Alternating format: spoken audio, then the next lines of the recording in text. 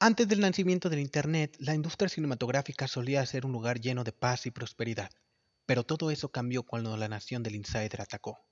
Fuera de bromas, la verdad es que la industria del cine hasta hace unos años estaba posicionada como la más redituable del mundo, y pese a ser tan masiva, pocas veces podías enterarte de lo que iba a tratar una película salvo que leyeras una revista con entrevistas exclusivas o vieras el tráiler en la televisión o en el cine mientras veías otra película.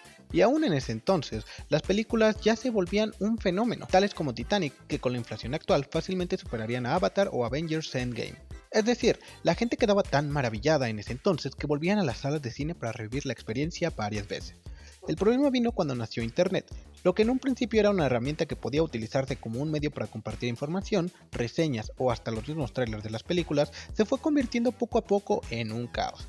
Para empezar, muchas personas empezaron a creerse dueñas de la verdad absoluta, diciéndote que si te gustaba alguna película que ellos consideraban mala, eras un idiota. De igual forma, otras personas que ni siquiera tenían una opinión al respecto empezaron a dejarse influenciar por lo que decían sus youtubers o páginas favoritas sin siquiera haberse visto la cinta. Pero lo que creo que más daño le ha hecho a esta industria son los insiders. Para quien no lo sepa, un insider no es sino una persona con supuestas fuentes privilegiadas dentro de algún proyecto que obtiene información que en teoría no debería ser revelada, para que éste la comparta y se gane una reputación y cuando finalmente salga la cinta haya acertado. En pocas palabras, te spoilean la película sin siquiera haber salido un tráiler aún. A decir verdad, esto no es ninguna novedad, pues incluso antes del internet había ciertos medios como la televisión que contaban con dicha información y que rara vez solían compartirla, puesto que estarían jugando su reputación en caso de que lo que dijeran resultara ser mentira o no llegara al corte final. Igualmente, si algún reportero conseguía algún pase de prensa para una función exclusiva y adelantada, no podía compartir dicha información, pues en aquel entonces las productoras tenían muchas más restricciones al momento de ver a quién compartirles dichos pases.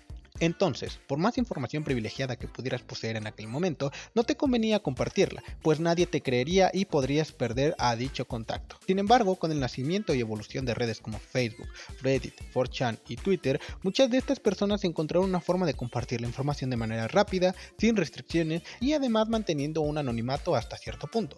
Esto no fue un fenómeno que se extendiera rápidamente, pues a muchas personas realmente no les interesaba saber de qué se trataría un siguiente proyecto con exactitud. Es decir, si se anunciaba una nueva cinta de Misión Imposible, lo único que necesitaban saber es que estuviera Tom Cruise en ella. ¿Y qué fue lo que reventó la burbuja? Digamos que fue el auge del universo cinematográfico de Marvel. Cuando la primera película del MCU salió, realmente nadie se esperaba que esto fuera a ser parte de un universo. Tanto así que la escena postcréditos se planeó en un principio como un mero chiste, una mera referencia a otra cinta, contando con versiones alternativas que hacían mención de los héroes como Spider-Man o los X-Men. Pero por temas de derechos no pudieron ser mencionados y bueno, la escena tuvo que ser cambiada. Sin embargo, tras el éxito tan apabullante que fue Iron Man, que recaudó más dinero que el gobierno tras el pago de las multas de Robert Downey Jr., Marvel decidió que las siguientes historias que crearan no solo estuvieran basadas en sus viñetas, sino que a su vez crearan su propia historia que conectara con otros personajes para tiempo después juntarlos a todos en su equipo de superhéroes. La historia ya la sabemos. Avengers fue el éxito de 2012, siendo la cinta que permaneció en cartelera desde abril hasta agosto del año. Prácticamente fue el hit del verano junto con Call Me Maybe. Aún con eso, Marvel Studios no se había consolidado como el monstruo cinematográfico que es hoy en día, pues si bien Avengers habían marcado un antes y después, tenían una competencia por parte de otros estudios como Sony con Spider-Man o Fox con los X-Men o hasta DC con la trilogía de Nolan. Además, en aquellos años, la gente no usaba tanto internet como medio de información, o más bien de desinformación. Claro que ya existían portales dedicados a hablar de algún proyecto en particular, pero como recién se estaban armando de una reputación, al igual que la televisión, no querían arriesgarse con esas noticias. Por lo que se dedicaban a lo mucho a hablar de fotos del rodaje, hacer una que otra teoría y esperar a que algún estudio los llamara para algún vistazo exclusivo antes del estreno. Y de hecho la mayoría de estos eran en inglés. Yo recuerdo que antes del estreno de Amazing Spider-Man 2 solía haber un canal llamado Seven Good Heads que precisamente comentaba ciertos rumores que existían alrededor del set de filmación de la película, pero nunca afirmando que lo que estaba diciendo era la verdad absoluta. De hecho, casi siempre se limitaba a compartir alguna foto y comentar una teoría, y hasta ahí. No fue hasta 2015 que algunos medios como Fuera de Foco, la ahora irrelevante Extraordinaire, Andrés Navi y The Top Comics empezaron a crecer porque fueron de los primeros en alguna manera traducir toda esa información al español y llevarla a las personas, Además de que no se limitaban a eso, sino que también compartían otras experiencias que les brindaron sus canales de YouTube gracias a su esfuerzo y crecimiento. Es decir, por un lado la cultura del youtuber empezó su auge con grandes nombres del momento como Juan Pazurita, los estafados del Wherever Tomorrow Crew, Luisito Comunica, entre otros, quienes mostraban todo este mundo fashion, llamémoslo, de ser youtuber. Viajes, conocer actores famosos, ir a conciertos, comer gratis en algunos lugares, etc. Y eso mismo que vendían ellos se empezó a regar a otros nichos de canales. Si por ejemplo, tú seguías un youtuber de videojuegos y este era grande, tarde o temprano iban a subir un video en donde alguna desarrolladora los invitara a jugar un juego en beta para subirlo a su canal de YouTube y que la gente se hypeara por ellos. Con el MCU fue lo mismo. Y aunque había algunos que mantenían su opinión objetiva pese a ser invitados a algún evento, sabemos que otros no. Fue en esos momentos cuando la comunidad geek explotó y todos crearon sus páginas de Facebook y portales de noticias de fuente bastante cuestionables, asegurando lo que pasaría en una determinada película sin siquiera haber escuchado nada de ella aún.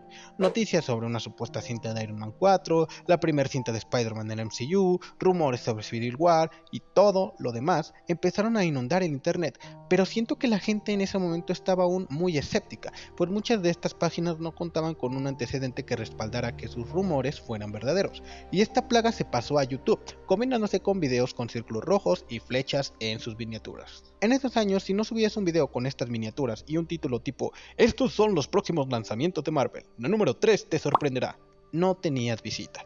Pero la gente fue dándose cuenta de que esto era un tremendo clickbait, y con el pasar del tiempo, si tu contenido era puro bait, perdías tu credibilidad y tus visitas. Entonces empezaron nuevamente a verificar sus fuentes y a no compartir rumores, salvo que coincidieran con información dicha con los actores o algún dato visto en un tráiler o imagen promocional.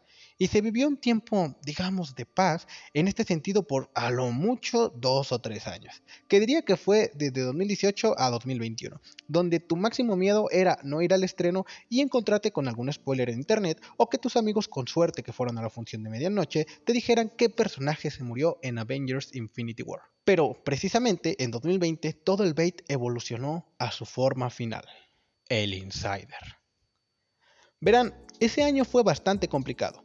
Habíamos pasado ya por un año de pandemia y todos estábamos hartos en nuestras casitas. El Warzone ya no era lo mismo, y las clases virtuales, bueno, esas realmente siempre fueron un asco, excepto por el hecho de que podías dormirte. Lo que vino a sacarnos un tanto de la monotonía fue el anuncio de Spider-Man No Way Home. En esos momentos corrían rumores por todos lados sobre lo que trataría la cinta, que si Kraven sería el villano principal, que si volvería Misterio, y sobre todo, si iban a sacar al personaje del MCU para por fin llevarlo al universo de Venom. Es aquí cuando diversas cuentas de Twitter entraron al juego, diciendo que contaban con fuentes muy confiables sobre lo que trataría la cinta y sobre todo que el guión estaba siendo reescrito por temas de los retrasos por ya saben qué virus. El más famoso de todos ellos fue Daniel RPK, quien acertó en varios aspectos sobre lo que trataría la cinta. Lo malo aquí fue que un youtuber llamado Pelicomic traía dicha información no solo de él, sino de otros supuestos insiders, diciendo a todo mundo que era información 100% confiable. Y cuando le atinaba a uno de sus 99 rumores o supuestas filtraciones que dijo en el pasado, ya decía que él tenía la razón absoluta. Y lo siento si hay algún fan de él aquí. No tengo nada en contra de él, pero aceptémoslo, es un vendehumo. Solo basta con ver sus miniaturas y títulos de su canal para darse cuenta que se quedó en 2016. Tras el estreno de No Way Home, que marcó un antes y un después en la industria, pues hicieron lo imposible, la gente empezó a creer que literalmente ahora todo era posible, y se agarraron de la cinta de Doctor Strange para decir que los X-Men tendrían un cameo, que el Iron Man de Tom Cruise saldría, Deadpool, y poquito les faltaba decir que la Liga de la Justicia aparecería. ¿Se acuerdan de esas imágenes con un edit feo de Toby diciendo que Wanda lo mataría?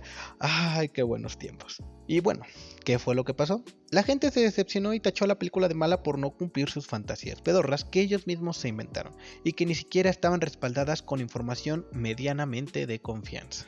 Últimamente, día con día, veo noticias relacionadas al supuesto futuro de las películas de superhéroes y sobre todo de Marvel, que si en Secret Wars van a salir todos los personajes habidos y por haber en películas de los X-Men, los Cuatro Fantásticos, los dos Spider-Man de Sony, junto con el de Marvel Studios, etcétera, etcétera, etcétera. Que si a Tobey le harán su cuarta película, que si a Andrew le harán una tercera película, que si Venom 3 va a ser el universo de Madame Web y muchos rumores más. Y yo solo les quiero decir, ¡basta!